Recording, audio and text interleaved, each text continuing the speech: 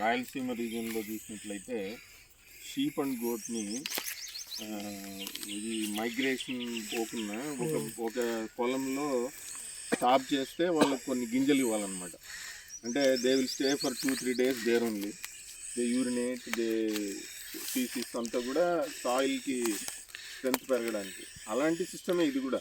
అంటే ఇక్కడ మీరు ఓన్లీ లార్జ్ అనిమల్స్ యూజ్ చేస్తున్నారు, అక్కడంతా మేజర్గా ఇది ప్రాక్టీస్లో ఉండేదే. దానికి ఒక పర్టికులర్ పదం ఉంది సార్, ఇందాక అది కాన్సెప్ట్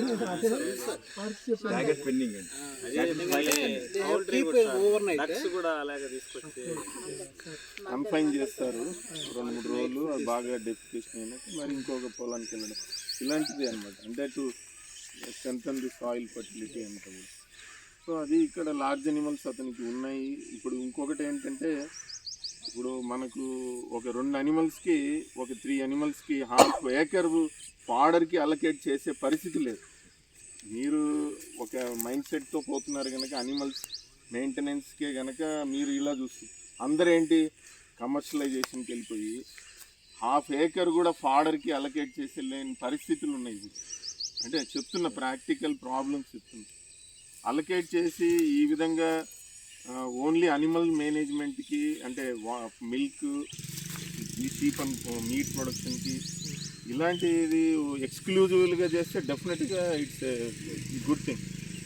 ఇంకొకటి, ఇప్పుడు డ్రిప్ ఇరిగేషన్కే ఇన్సెంటివైజేషన్ ఉన్నప్పుడు ఇది నేచర్కి యాడ్ చేసేది, ఇలాంటివి డౌన్ ద లైన్ 2 yearsలో ఒక ఇన్సెంటివ్ సిస్టమ్ కూడా డెవలప్ కావచ్చు. ఇదంతా ఇన్స్టిట్యూషనలైజ్ అయ్యి కొన్ని ఇన్స్టిట్యూట్స్ చెప్పడం స్టార్ట్ చేస్తే మనకు తెలుసు కదా, న్యాచురల్ ఫార్మింగ్ కూడా స్టెప్ బై స్టెప్ పాలసీ అయింది.